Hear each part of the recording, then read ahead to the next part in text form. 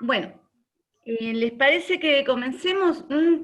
Quería hacerles un comentario, no corresponde hacérselo a ustedes, que son en realidad los que se conectan y escuchan las clases, sino a los que no lo hacen, pero en una de esas ustedes se los pueden hacer llegar. Me ha llamado bastante la atención algunas preguntas que se realizaron respecto del trabajo práctico. Donde directamente preguntaban dónde está este tema o dónde... Bueno, yo simplemente les quiero comentar algo. El objetivo del trabajo práctico es obligarlos a ustedes a leer, a estudiar. Hay un consejo que le damos, es que nunca trabajen o estudien de apuntes de otros. Siempre háganlo con apuntes propios, porque si no, no van a entender la materia, mucho más en una materia como esta, de tanta complejidad. También les hemos dado, en esta oportunidad, ustedes tienen la posibilidad de contar la totalidad de la bibliografía. Yo entiendo que algunos tienen dificultades para bajarla, pero van a tener que ver cómo pueden hacer para bajar esa bibliografía y poder manejarse, pues la tienen toda, toda. En las clases se los ha guiado respecto a la bibliografía y también a los temas. Indudablemente por las preguntas que hacen no entienden lo que yo les explico. Yo intento, pero indudablemente no entienden. Ahora bien, la distinción entre signo y símbolo y las teorías realista y convencionalista las explican los tres autores, no uno. O sea, de repente a mí pueden no entenderme, pero consulten, lean y estudien Libur. Y si no le entienden a Libur en el tema, vayan a Nino. Y si no le entienden a Nino, vayan a Portela. Pero esta materia no tiene secretos. Esta materia, si no la estudian, no la van a aprender. Entonces, tienen que leer. No puede ser que pregunten en qué parte está. No, es obligación de cada uno ver la bibliografía, leerla completa y contestar de acuerdo a lo que entienden de esa bibliografía. Porque la idea es que la lean toda, no la partecita de la pregunta, porque lo necesitan para poder comprender la materia. Realmente quedé bastante preocupada con la situación, porque esto demuestra que no la consultan, no la leen. Y si no estudian, o sea, acá no hay secretos, tienen que, lamentablemente, nosotros podemos guiarlos, tratar de hacer más entendible, más ordenado el estudio, pero o sea, si ustedes después no estudian, es inútil. ¿Me entienden lo que les quiero decir? O sea, nuestra función es guiarlos dentro de la bibliografía y dentro del contenido de la materia y del programa. Tratar de que aquellos puntos que se les dificultan, tratar de explicárselos para que puedan entenderlo. A veces fracasamos, pero lo intentamos. Ahora, ustedes también tienen que estudiar. O sea, es así. Lamentablemente no hay otra alternativa. Estoy seguro que a los que les estoy diciendo esto son los que se enganchan, escuchan las clases, o después las escuchan. O sea, pero bueno, si es posible y ustedes no fueron, transmítanselo a sus compañeros, porque se les va a dificultar si no pueden entender. Bueno, comenzamos ya con lo que vamos a tratar hoy. Nosotros vamos a comenzar ya a analizar la segunda unidad. La segunda unidad trata sobre el concepto de derecho.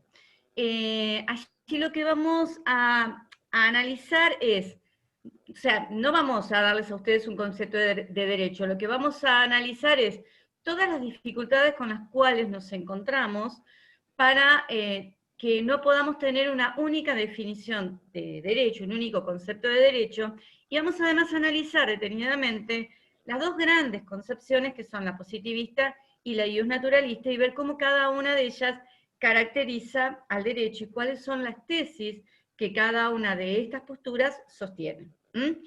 Y para poder entender adecuadamente la discusión, porque uno de los problemas centrales en los cuales estas dos concepciones discuten es en la relación entre el derecho y la moral. Por ende, atento que es uno de los problemas centrales de discusión entre la concepción positivista y la concepción naturalista.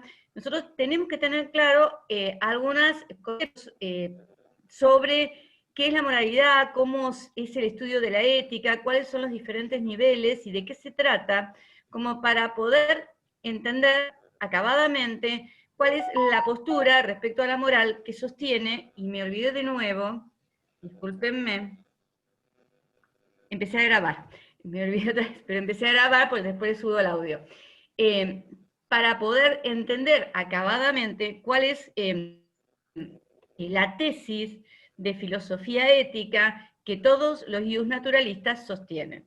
El tema que yo les voy a explicar ahora es simplemente en forma muy general.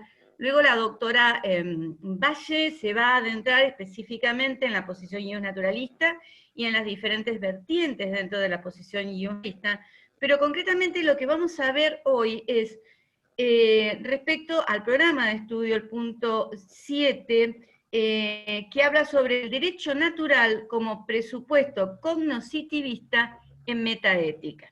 Esto es lo que vamos a analizar. Yo lo voy a tratar en forma muy esquemática por Carlos Nino, pero es similar el análisis que realiza el libro de cátedra, y les voy a luego hacerles un power sobre esa unidad que es valoración moral del derecho de Nino, que es bastante, que creo que es esquemático como para que ustedes se puedan ubicar claramente dentro de los diferentes niveles de la ética.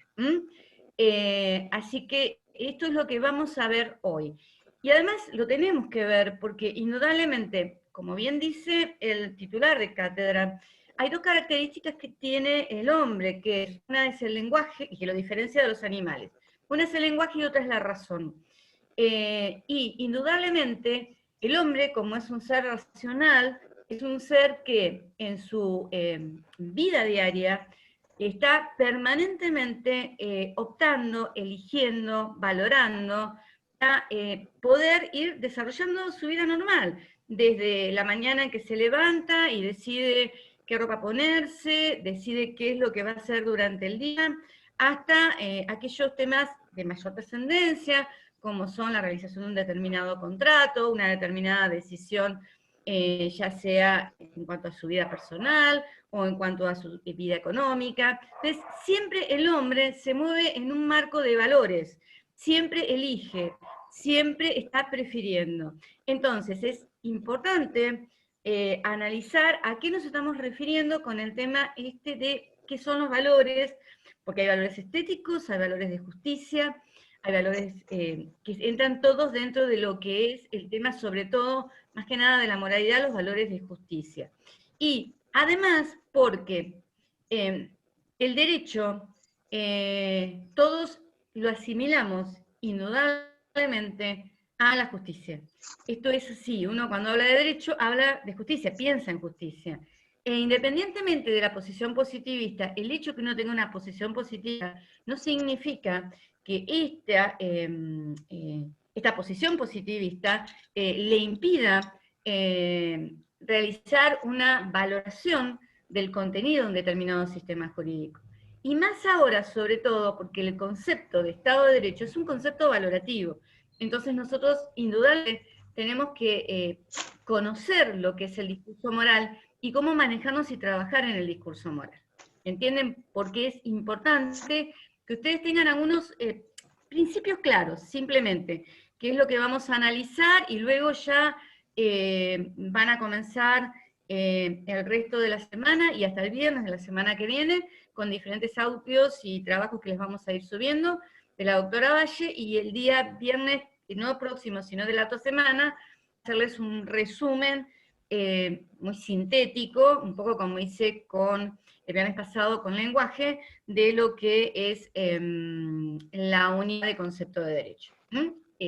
Estamos entonces claros respecto a lo que vamos a analizar. Concretamente, el doctor Rodríguez se refiere a el derecho natural como presupuesto cognoscitivista en metaética, da una explicación un poco sobre qué es este tema de la ética. El discurso ético tiene diferentes niveles, o sea, se discuten determinados temas en cada uno de los niveles. Hay 3 niveles de este discurso ético. Está el nivel más abstracto, que es el de la metaética, está el nivel de la ética normativa y está el nivel de la ética descriptiva o sociológica. Se analizan determinadas, distintos contenidos en cada uno de estos niveles. En el nivel de la ética descriptiva o sociológica es el análisis desde el punto de vista de un observador externo, que lo que hace es describir cuáles son las pautas morales, los juicios de valor, las instituciones morales que rigen en una determinada sociedad en un determinado momento. O sea, acá no hay ninguna toma de valor o justificación de una u otra moralidad, simplemente se describe cuáles son las pautas morales vigentes en una determinada sociedad. En el nivel de la ética normativa, lo que hacemos ya es formular juicios de valor y justificar, si ello es posible, los juicios de valor. Acá lo que vamos a hacer es, por ejemplo, para que les quede claro, y además analizar determinadas instituciones o situaciones de la sociedad, teniendo en cuenta estos juicios de valor que se consideran importantes que rijan en una determinada comunidad. En nuestra sociedad todavía está en discusión y no se ha resuelto el tema del aborto. Esto significa un discurso dentro del nivel de ética normativa. Cada posición justifica y fundamenta la aprobación o no de lo que es el aborto. La discusión sobre, de repente, la pena de muerte también está es una discusión dentro de lo que es la ética normativa. En cambio, en el nivel de la metaética, lo que nosotros vamos a discutir es si es factible, en el nivel de metaética es un nivel de abstracción, en donde lo que discutimos es, o analizamos es, el significado de los juicios de valor y de los términos éticos, además, cuáles son sus características lógicas, o sea, se analizan varios temas semánticos, ontológicos, lógicos, sistémicos. Por ejemplo, semántico es cuál es el significado de los juicios de valor y de los términos éticos. Ontológicos, ¿qué cosas son los valores? Si son objetos de la realidad, si son actitudes de las personas, si son objetos supraempíricos, ¿qué son? Cuestiones lógicas, ¿cuáles son las relaciones lógicas si existen entre los distintos juicios de valor? ¿Qué son los juicios de valor concretamente? Si son descripciones, si son prescripciones, si son juicios emotivos, o sea, ¿cuál es el uso, la función de los juicios de valor? Acá lo que vamos especialmente a discutir es, ustedes tienen que tener en cuenta lo siguiente para que entiendan lo que discutimos en el nivel de metaética. El conocimiento científico, para que sea un conocimiento científico, tiene que revestir o tener ciertas características. El conocimiento científico es legal, es general y es comunicable. ¿Por qué es legal? Porque se expresa mediante leyes de tipo descriptivo. Así es como los científicos hacen saber el resultado de las investigaciones que realizan o de las descripciones de determinada parte de la realidad o del objeto que es el objeto de una determinada ciencia. Es general porque al conocimiento científico, a los científicos les interesan hechos a granel, hechos por mayor. Le interesan de repente no cuál es lo que siente una determinada persona, o los valores de una determinada persona, sino cuáles son los valores de toda una sociedad. Le interesa saber en una determinada sociedad cuáles son las características, por ejemplo, en cuanto a raza de un determinado pueblo, no si hay 2 o 3 personas, sino cuál es la generalidad, si, por ejemplo, en la Argentina la mayor parte de sus habitantes son de raza blanca, o son de raza negra, o son mestizos, hechos en general. Pero además, el conocimiento científico es comunicable. ¿Qué quiere decir esto? Quiere decir que el conocimiento científico debe ser conocido por la sociedad y tiene que permitir que la sociedad pueda verificar la verdad o falsedad de ese conocimiento científico. O sea, tiene que permitir que cualquier persona que siga el procedimiento establecido llegue a las mismas conclusiones a las cuales llegó el científico que analizó o elaboró una determinada ley. Esto quiere decir que el conocimiento científico es susceptible de verdad o falsedad y además debe ser verificado, tiene que tener la posibilidad de verificación. El tema que se plantea con el discurso moral y que se discute en el nivel de metaética es si existen valores objetivos, o sea, que trasciendan a la persona, a la individualidad, y si es factible o no un análisis racional, científico, de dichos valores que permitan que cualquier persona que siga los procedimientos adecuados pueda verificar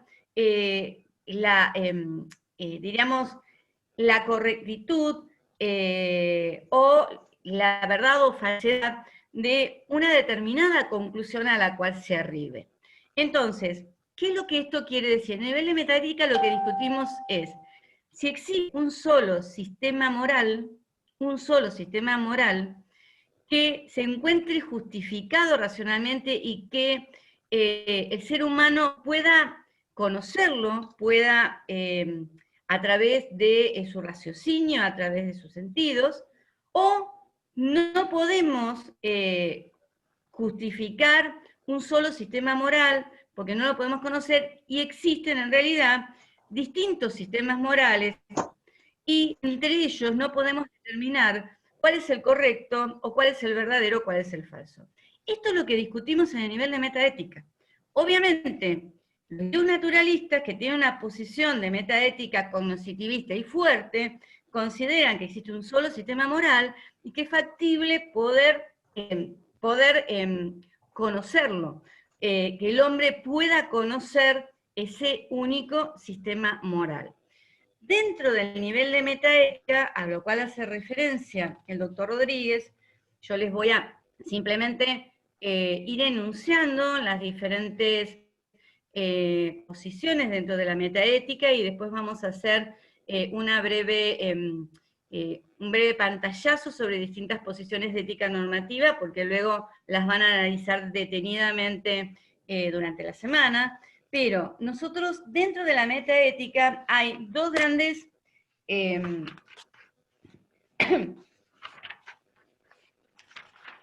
tenemos dos grandes,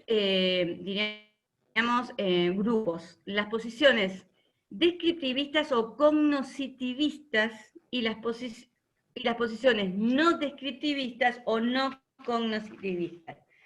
Las posiciones descriptivistas o no cognoscitivistas, todas coinciden en que los juicios de valor son descriptivos de alguna clase de hechos y que además pueden ser verificados. Disienten las posiciones descriptivistas o cognoscitivistas en cuáles son los diferentes tipos de valor, o sea cuáles son los juicios de valor, y también entre ellos no hay acuerdo en las formas de verificación de los juicios de valor, pero todos coinciden en que los juicios de valor describen ciertos tipos de hechos, de acuerdo en qué tipo de hechos, y que pueden ser verificados, no hay acuerdo en cómo verificarlos. Dentro de las posiciones descriptivistas o cognitivistas tenemos dos grandes grupos. Las posiciones, el naturalismo o empirismo, y las posiciones no naturalistas o no empiristas. Y dentro de ambos grupos tenemos una posición objetivista y una posición subjetivista. ¿Hasta ahora estamos bien? Entonces, dentro de las posiciones de metaética tenemos dos grandes grupos, las descriptivistas y las no descriptivistas. Las posiciones descriptivistas todas coinciden en que los juicios de valor son cognoscitivos, describen cierto tipo de hechos y que además pueden ser verificados empíricamente. difieren las diferentes posiciones dentro del descriptivismo en cuáles son esos hechos que describen y en la forma en verificar dichos hechos.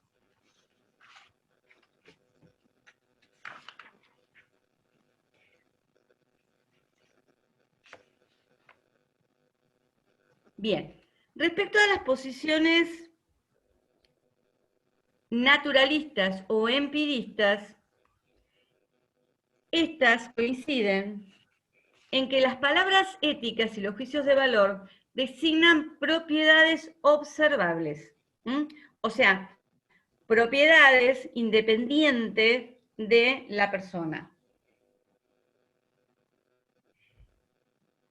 El naturalismo objetivista dice que esos hechos observables consisten en actitudes, sentimientos, emociones de individuos o de grupos de personas o de una determinada sociedad.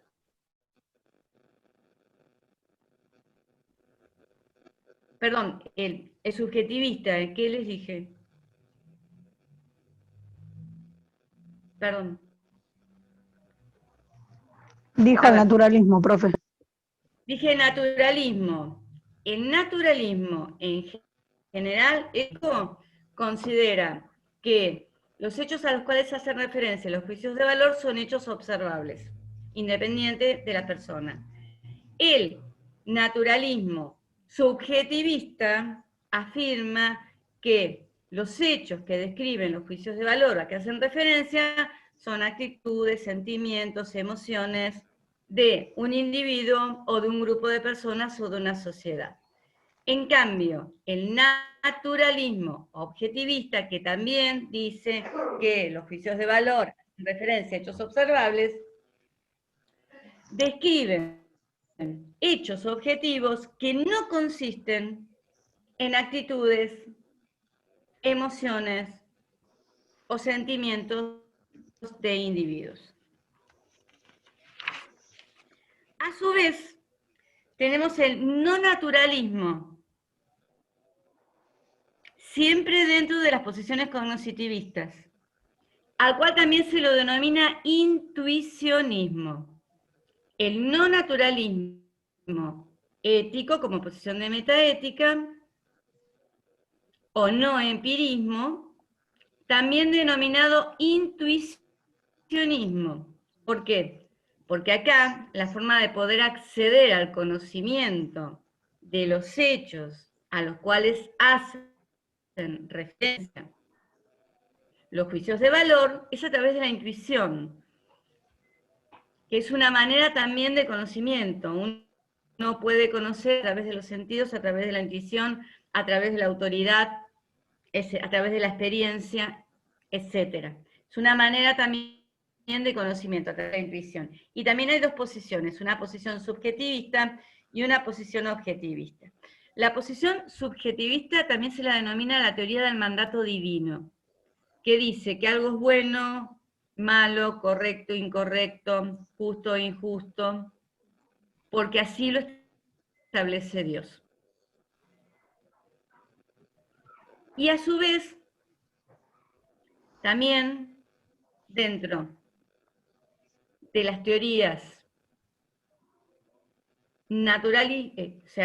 descriptivistas, no naturalistas, está la posición objetivista. Lo que dice la posición objetivista es que en realidad los valores o los hechos a los cuales hacen referencia a los valores son hechos indefinibles porque son hechos simples. Es como, por ejemplo, que no se puede definir el color amarillo, tampoco se puede definir lo que es bueno, ni tampoco se puede definir lo que es justo. Esto está muy relacionado también con una manera de poder conocerlo que es a través de ejemplos. Para poder captar, uno a través de ejemplos puede captar cuál es el significado de ese término ético.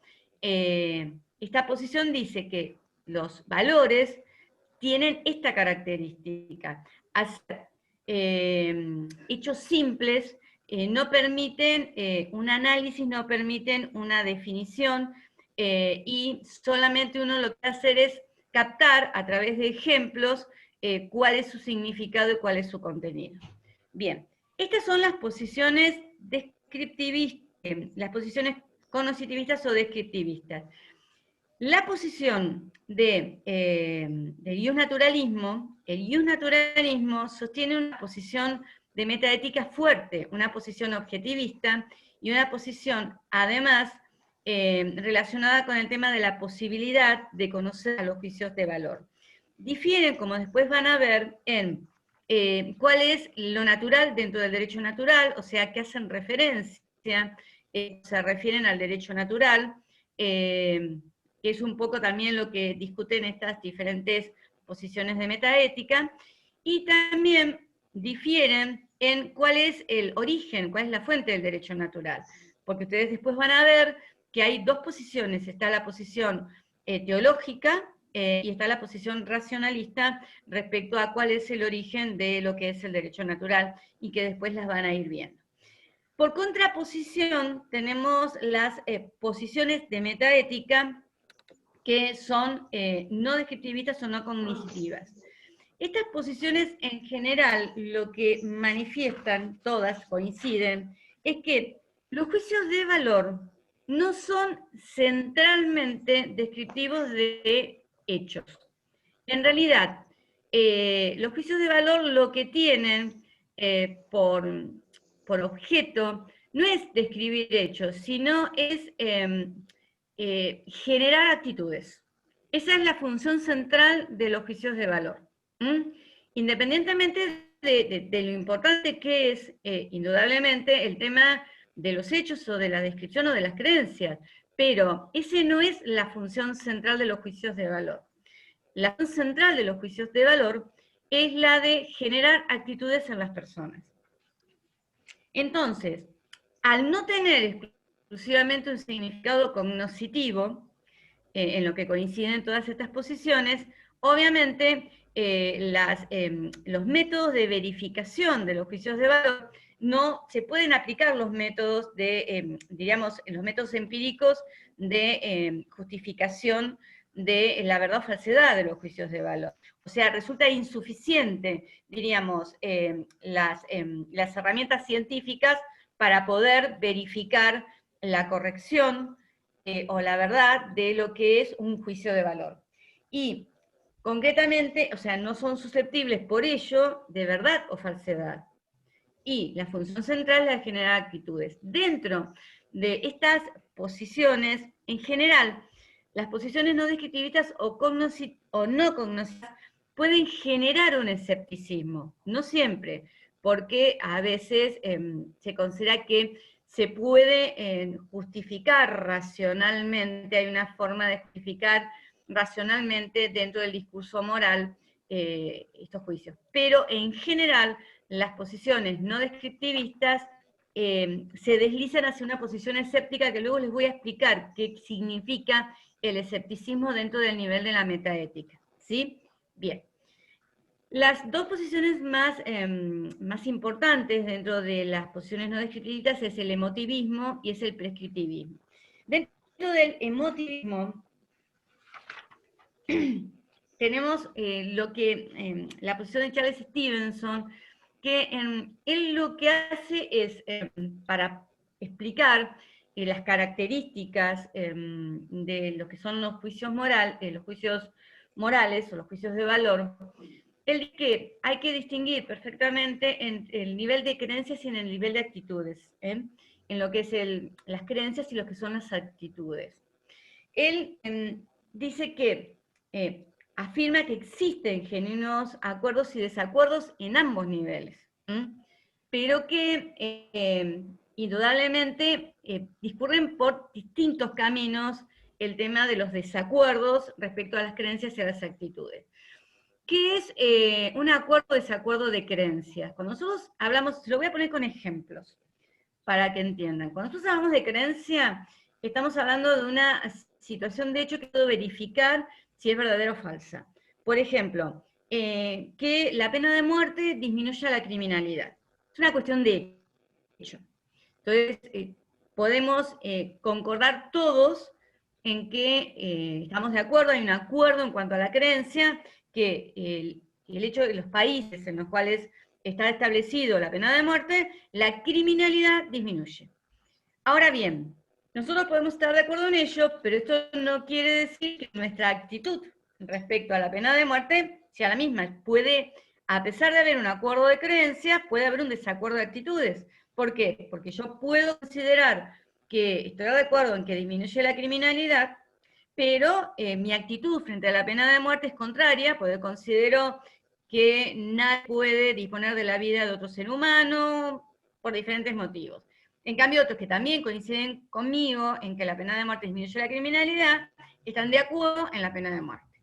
También puedo tener un desacuerdo de creencias, unos consideran que sí la disminuye y otros consideran que no la disminuye, y sin embargo, a pesar de que hay un desacuerdo en cuanto a las estadísticas respecto a si la pena de muerte disminuye o no la criminalidad, todos podemos tener la misma actitud respecto a la pena de muerte y todos estar de acuerdo en que se imponga o estar de acuerdo en que no se imponga. Bien, entonces,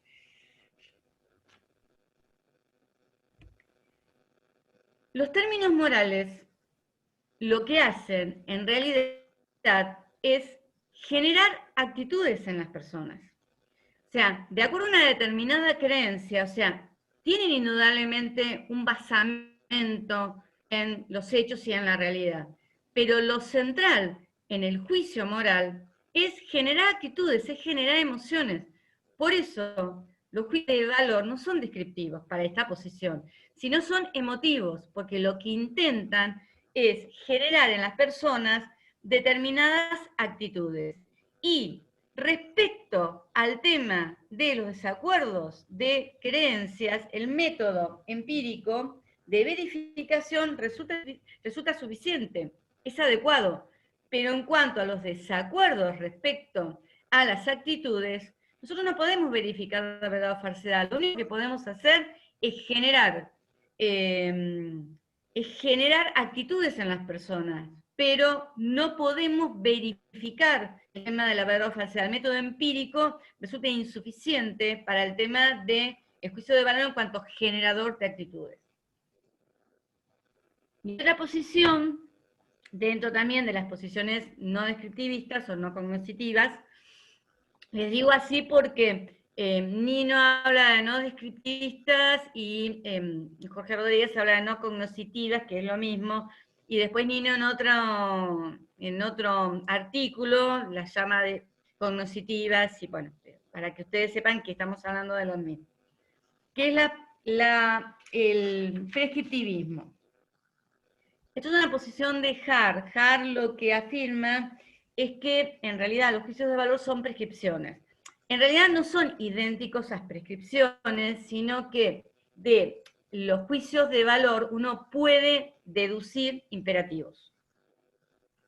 Y los juicios de valor, y no así las prescripciones, tienen características particulares, como son la posibilidad de universalizarlos. Esto está muy relacionado con la posición de Kant de metaética, que dice, cuando habla de las características del imperativo kantiano, dice que es categórico, universal. Y además de tener la posibilidad de tener la característica de los juicios de valor de ser universal, o sea, de ser universalizados, o sea, de que sirvan para toda persona que se encuentre en una determinada posición,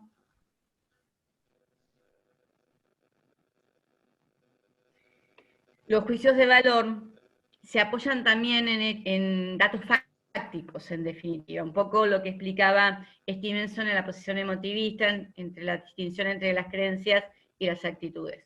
Entonces, de los juicios de valor y los imperativos podemos decir que tienen como característica la posibilidad de ser universalizados, y además que los juicios de valor se apoyan en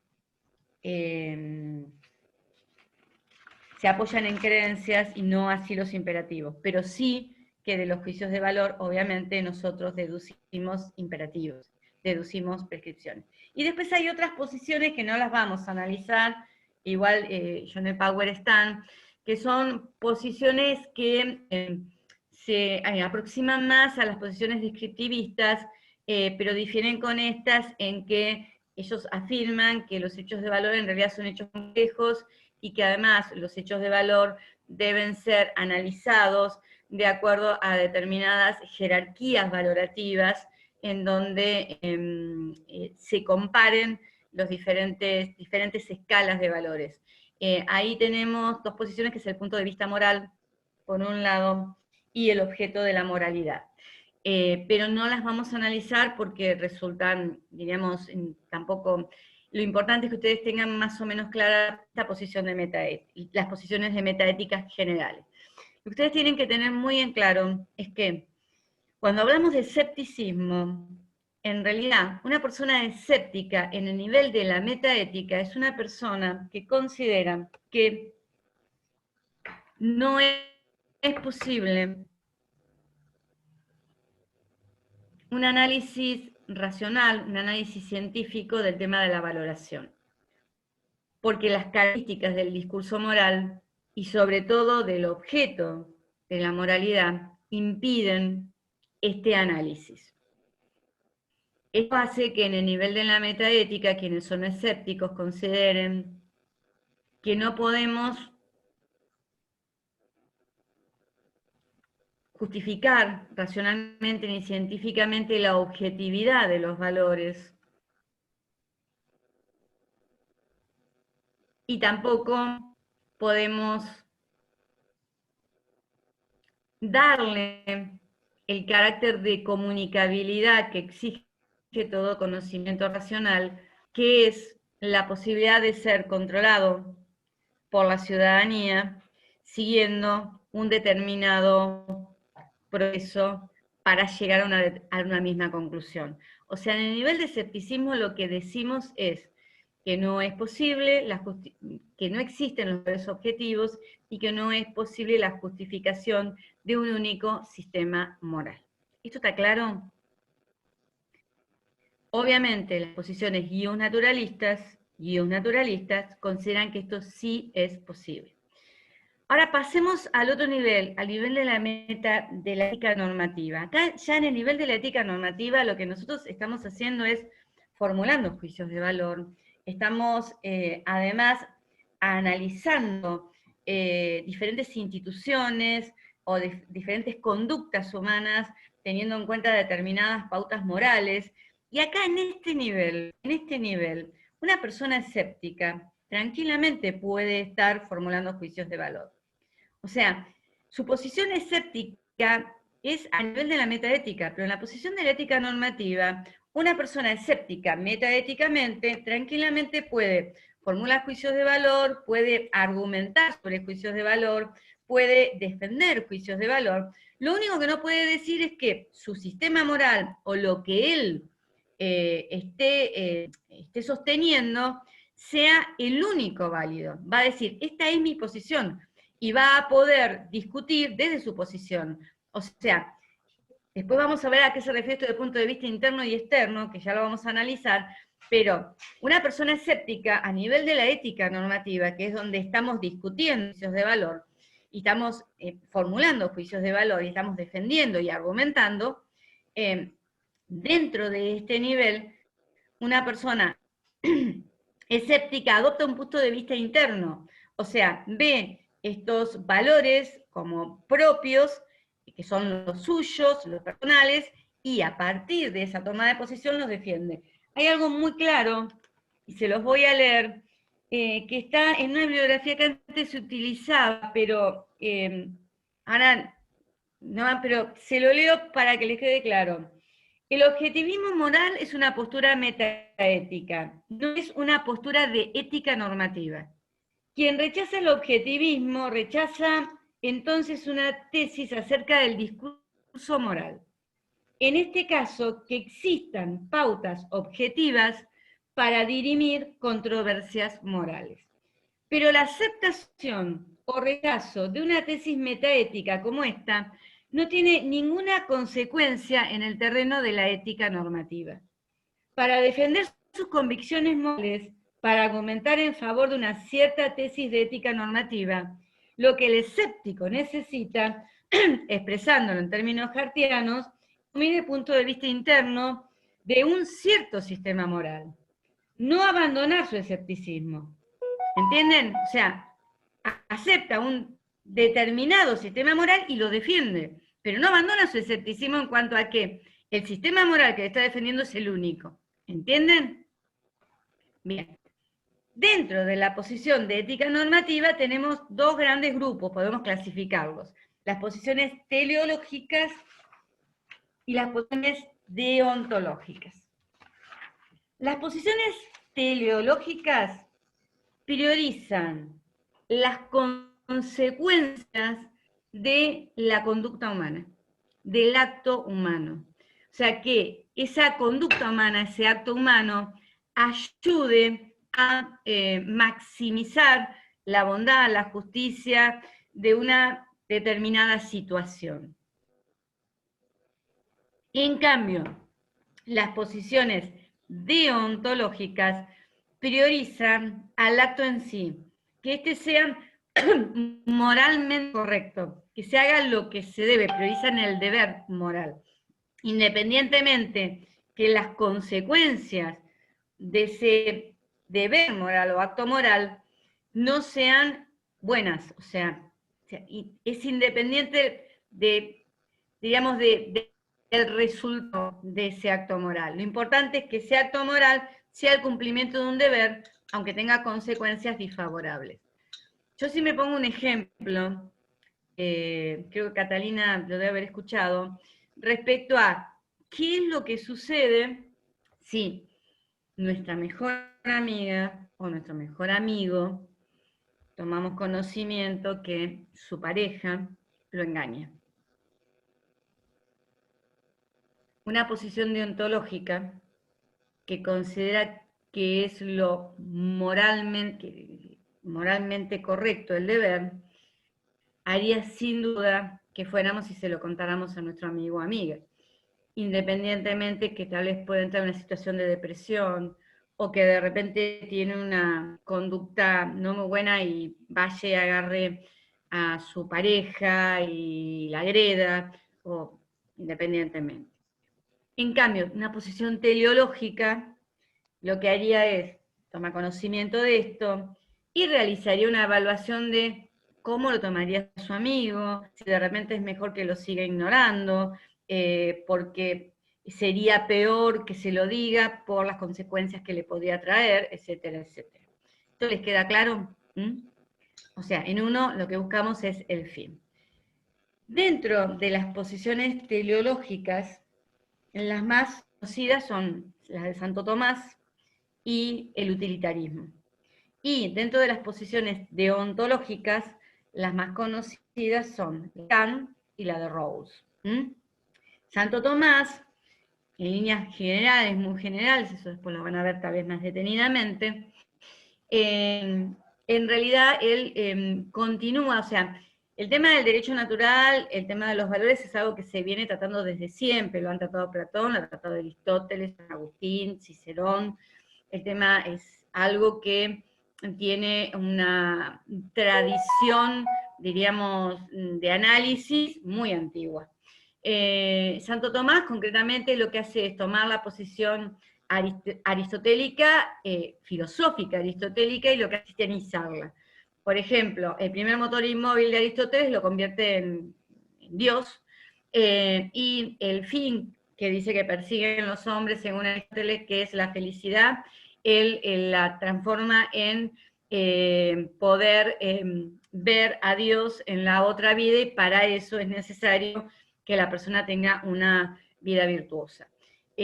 Concretamente, es una posición teleológica porque hace, digamos, centro en que los actos de los hombres tengan consecuencias buenas, justas, favorables para las determinadas acciones y personas.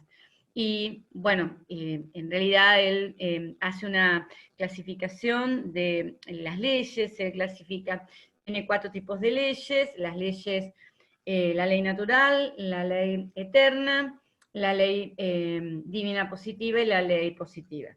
Eso después igual lo van a ir analizando más detenidamente con la doctora Valle, pero más que nada ustedes se ubiquen. La ley eterna es la ley común a todas las cosas de la naturaleza, no solo a todos los seres animados, no solo al hombre.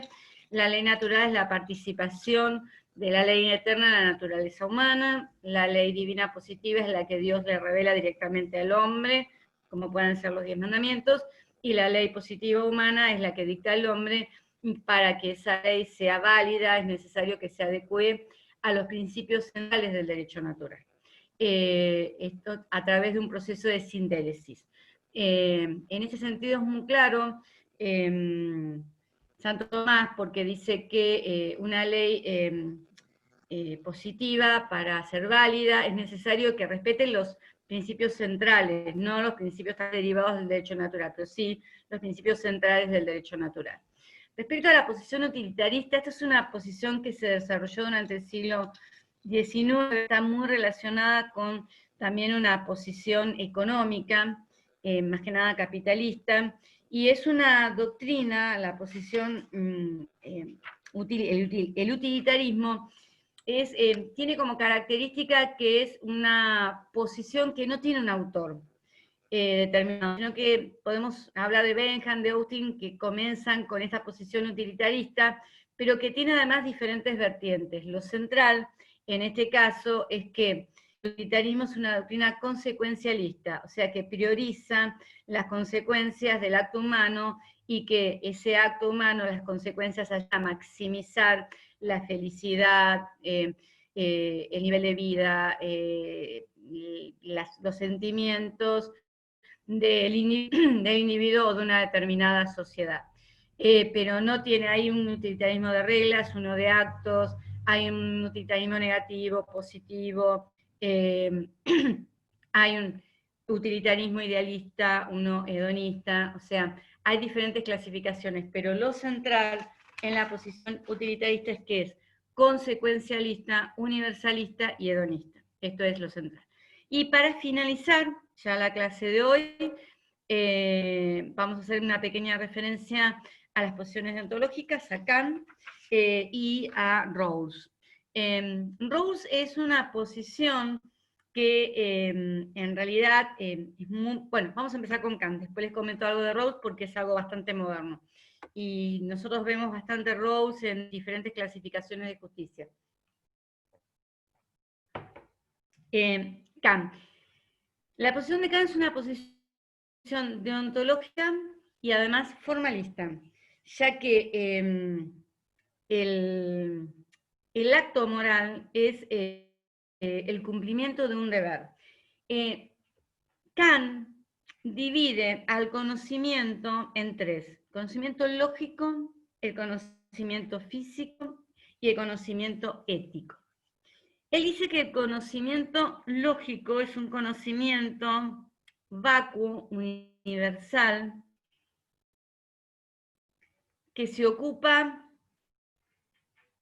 del análisis de las reglas que son puramente formales del razonamiento. Y por su vacuidad, vacuidad significa vacío en cuanto a contenido, tiene como característica la universalidad. Por contraposición está el conocimiento físico, que es el uso teórico de la razón. El conocimiento físico está directamente relacionado con la realidad. Y el contenido es sustantivo, no es formal. Y hacer un contenido sustantivo es un conocimiento limitado. O sea, es limitado al ámbito de la realidad. En cambio, el conocimiento ético, según Kant, es el conocimiento del uso práctico de la razón. El físico es el uso teórico de la razón. El ético es el uso práctico de la razón. Y lo que pretende Kant es que tenga la universalidad del conocimiento lógico y el contenido, la sustantividad del conocimiento místico. Teniendo en cuenta esto, para demostrar que los principios de la moral son universales y sustantivos,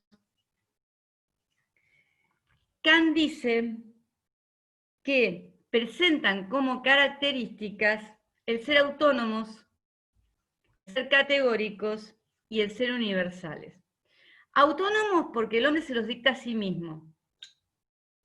Categóricos porque no se encuentran sujetos a las necesidades, no están condicionados por las necesidades o deseos humanos.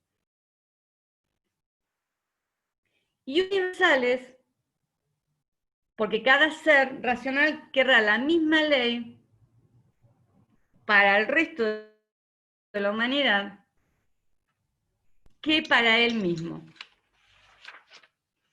Teniendo en cuenta estas características se elabora el primer imperativo kantiano, que dice más o menos así: obra de tal manera que tu máxima de conducta pueda convertirse en máxima universal.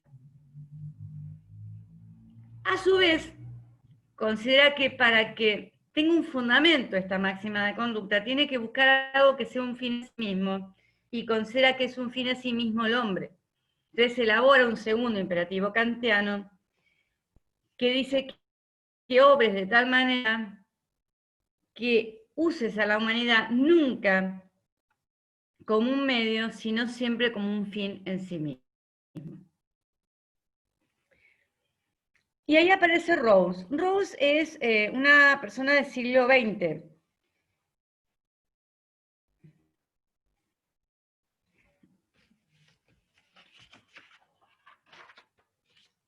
Su teoría de la justicia es del año 1961. Él en realidad lo que intenta es ir más allá de lo que es la posición de ética normativa utilitarista, que es la que impera sobre todo en la sociedad anglosajona, sobre todo en Estados Unidos, será la base un poco de lo que es la organización económica de Estados Unidos y del capitalismo. Y él continúa y trata de llevar al extremo en los principios que establece Kant. Por lo tanto, su posición también es una posición ontológica, es una posición también contractualista. Él habla de justicia como equidad, tiene un concepto de justicia como equidad. Se afilia a la posición contractualista porque él dice que son los hombres los que a través de una posición originaria, elaboran una posición originaria, van elaborando y dictando los principios de justicia que van a regir a su sociedad.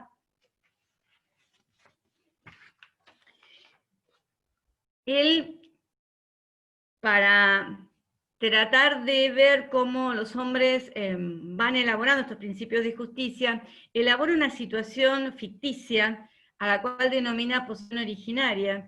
Dice que es una reunión de hombres puramente racionales, medianamente iguales, o sea, con situaciones más o menos iguales, que ignoran todas sus condiciones personales, o sea, cuál es su situación dentro de la sociedad, si es pobre, si es rico, si es una persona con un nivel de instrucción elevado o no, y que también ignoran en qué sociedad viven. Por ejemplo, un grupo de personas de la Argentina que no saben cuál es su situación y que no saben que viven en Argentina. Entonces, y que además se encuentran en una situación de, en cuanto a los recursos, de moderados, o sea, no hay una extrema necesidad de recursos, sino que hay una escasez moderada de recursos, equilibrada. Entonces dice, con este velo de ignorancia, ellos comienzan a discutir y a elaborar y a negociar principios de justicia y de moral que van a regir a su sociedad. Y lo hacen con una regla de maximin, se llama. O sea, que van a ir tirando diferentes principios, los van a ir discutiendo, y van a optar por aquel principio que no tenga los mayores beneficios, sino que tenga las menores consecuencias, los menores perjuicios. Lo llaman maximin. Y bueno, a partir de esa situación van a elaborar principios que, cuando se levante el velo de ignorancia, van a regir para toda la sociedad. Esos principios van a ser generales, universales, públicos, complejos y finales. Y teniendo en cuenta esta reunión originaria, según Rawls, las personas van a elaborar dos principios. El primero de ellos establece que cada persona tiene que tener un derecho igual al sistema total más extenso de libertades básicas que sea compatible con una extensión igual del resto de los ciudadanos. O sea, mi derecho termina donde empieza el tuyo. Yo voy a tener mi máxima extensión de derechos que sea compatible con la máxima extensión de derechos de las personas con las que convivo. Este principio es el primero que se aplica y se va a aplicar siempre y cuando las condiciones de la sociedad sean de una escasez moderada de recursos. El segundo principio establece que las desigualdades sociales y económicas deben ser dispuestas de modo tal que beneficien a los que menos tienen o que estén en posición más desventajosa,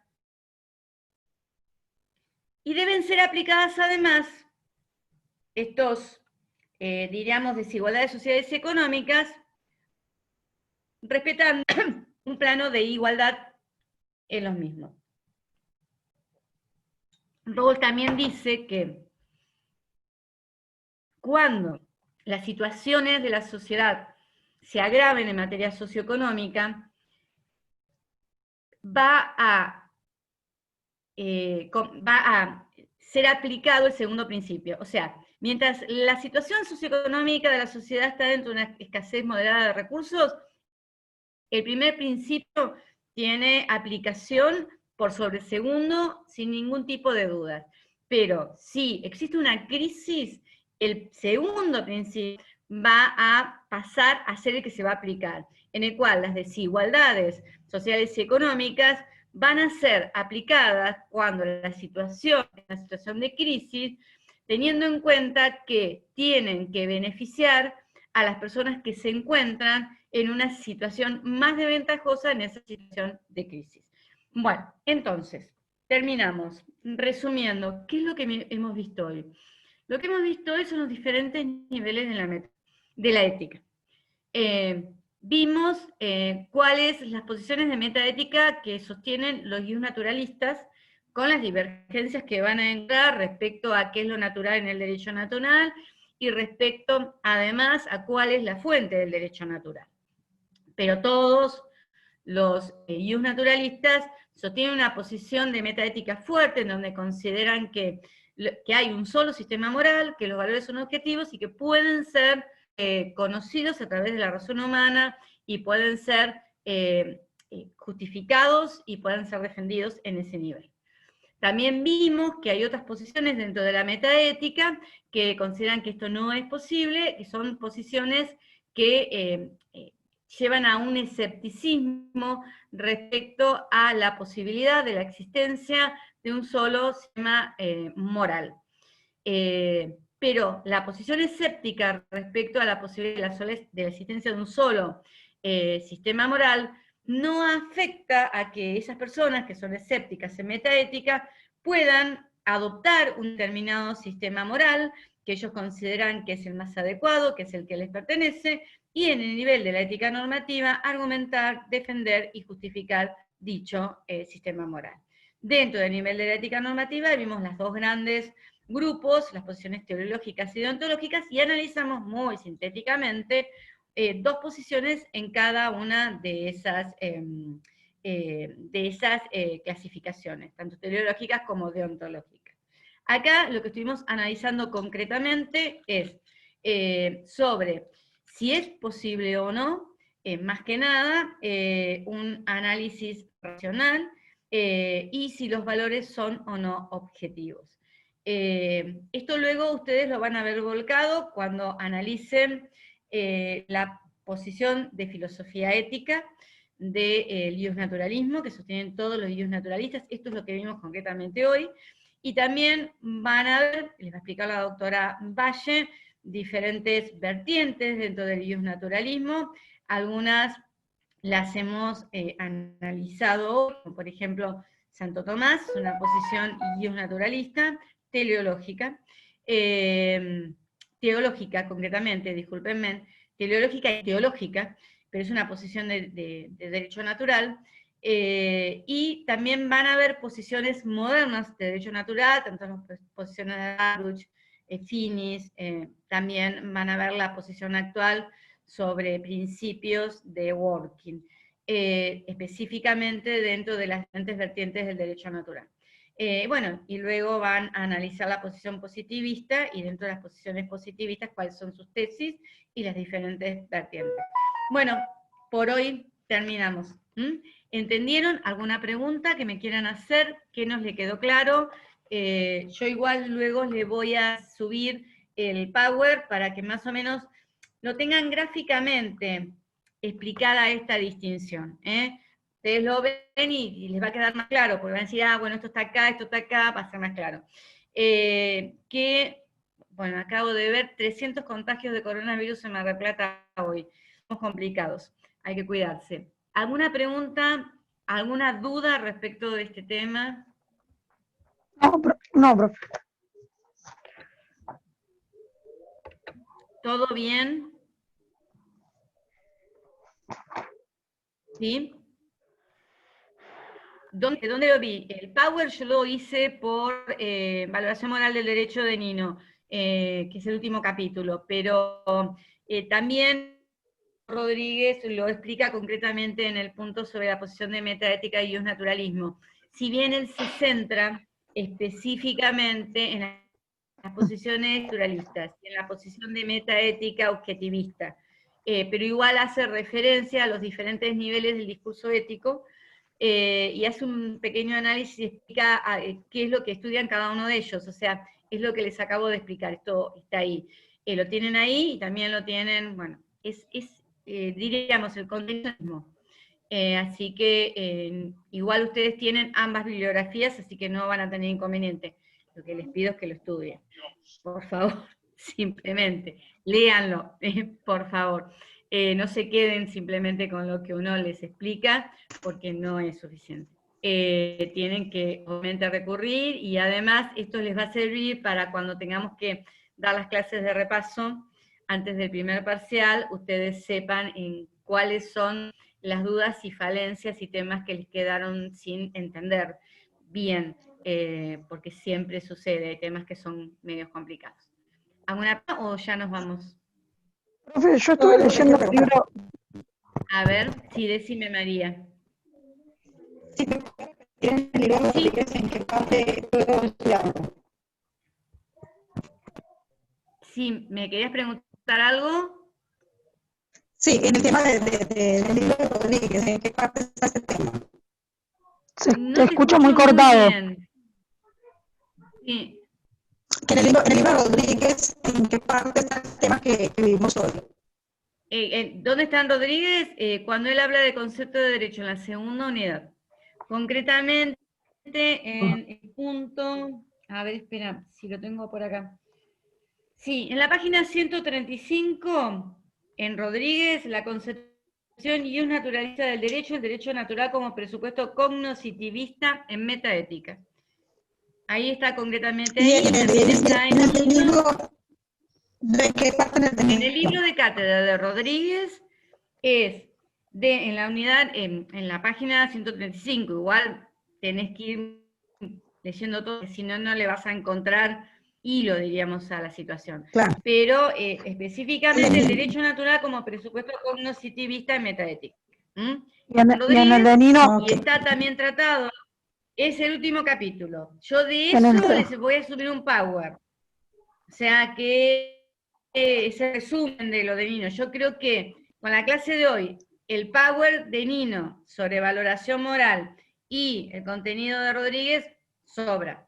No es para que lean también Nino, porque, o sea, diríamos, vean el power para guiarse y recordar un poco y ubicar lo que explica Rodríguez en el power, porque es lo mismo. Pero no vayan a leer también valoración moral, o sea, el capítulo de Nino, que es largo, y en realidad el contenido que trae también lo trae Rodríguez, o sea, es redundante, diríamos, le va a sacar tiempo. Yo se los expliqué por Nino porque me parece claro, y además tengo hecho el Power por Nino, que es esquemático y solamente sobre el tema completo de ética. Acá Rodríguez hace referencia, pero se centra más que nada en, sí, acá en el capítulo 7, es el último capítulo, Romina. Pero se centra más que nada en la posición de filosofía ética, que es una de las tesis del naturalismo.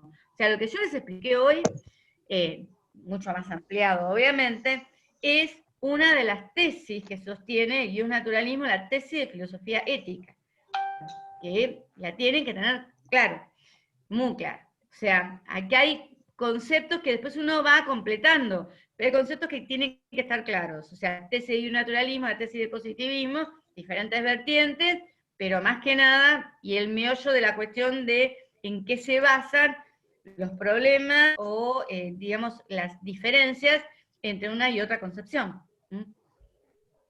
¿Alguna otra pregunta? No, profe. ¿No? Bueno, entonces, buenas noches. Y sí, ¿alguna pregunta, Celia? Buenas noches. Bueno. Perdón, que tardo en activar el audio. Sí.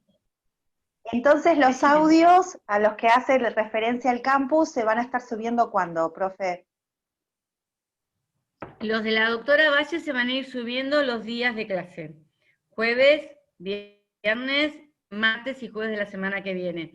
Yo les subo mañana el power de valoración moral del derecho y también el audio de esta clase. Así ya lo tienen colgado.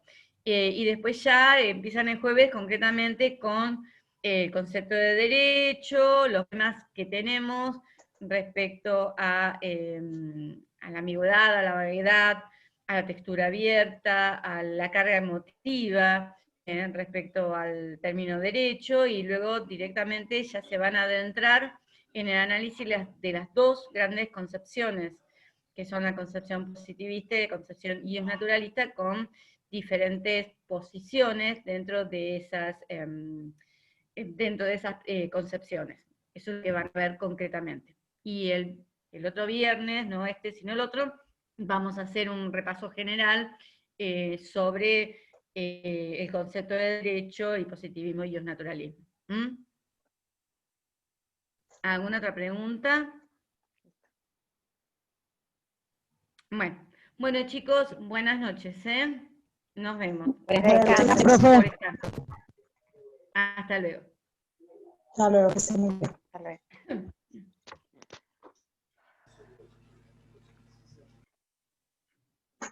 Por favor,